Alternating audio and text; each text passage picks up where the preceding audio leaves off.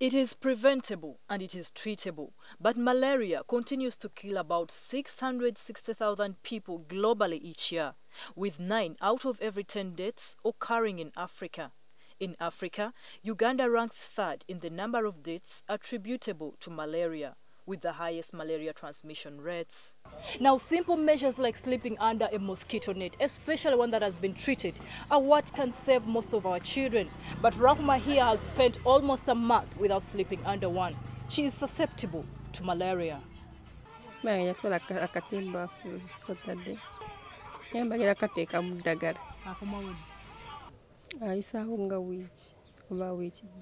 In Uganda, malaria kills about 320 children every day, a number the malaria control program in the Ministry of Health says is starting to decline. Because in some districts, the deaths have totally reduced, even in Malawi itself. He says before, fever was diagnosed as malaria with just a touch. Now there is a rapid diagnostic test that can see the parasite that causes malaria. On the global rankings, Uganda is still doing badly. According to the World Health Organization, 219 million cases are estimated to occur around the world each year. Uganda and 5 other African countries, Nigeria, Democratic Republic of the Congo, United Republic of Tanzania, Mozambique and Cote d'Ivoire share 103 million cases annually of the 219 million cases. Uganda has tried to look at the preventive side and treatment side. Unfortunately, malaria continues to maintain its #1 position in killing Ugandans, especially children younger than 5 years. Dr. Lugemu asserts that the use of treated nets goes a long way in preventing malaria. In May, the president will launch a reception of 21 million nets from the Global Fund, Presidential Malaria Initiative, DFID, World Vision, amongst other development partners. And that will take us to about 1 net for every 2 people, meaning that in a household, if there are 6 people, they should be able to get 3 nets, thus giving greater protection for almost every person, unlike we've been doing in the past, where we are giving pregnant women and children under the age of 5. According to the World Health Organization 2012 World Malaria Report, the number of insecticide-treated nets bought in 2012, 66 million, is far lower than that of 2011 at 92 million and 2010 at 145 million.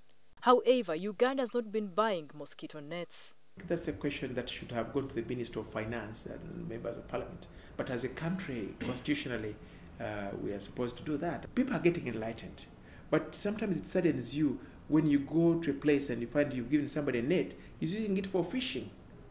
You're giving somebody a net, he's using it for catching ants. This is blind ants and swa. Ime Nansamba shares her untreated net with her husband and baby. Now those are 4 years with that one net. Don't you think it is odd? A net, according to WHO, must be used for not more than 3 years. Some people are unable to afford to replace the mosquito nets when the government-donated ones wear out. The pregnant women will continue getting these nets through their antenatal clinics, because malaria is one of the #1 cause of abortion, stillbirth, severe anemia, and death in pregnancy. We have also motivated a program where a child, when you take her for immunization, he may get a net. A Apache district in northern Uganda has most of the world's infectious mosquitoes, where one person is bitten by 1,564 mosquitoes every year. On the average, a person is bitten by about 3 mosquitoes. 1 mosquito is enough to give you malaria, but a person in Kabale is bitten by less than even 3-4 mosquitoes a year, which are infected. That's why malaria in places like Kabale, Sebei on top of the mountain, are less. The Ministry of Health now wants the implementation of the law enacted in the year 2000. Chapter 268, I think Article 1 to 90, it alludes to malaria as a nuisance, and it's chargeable.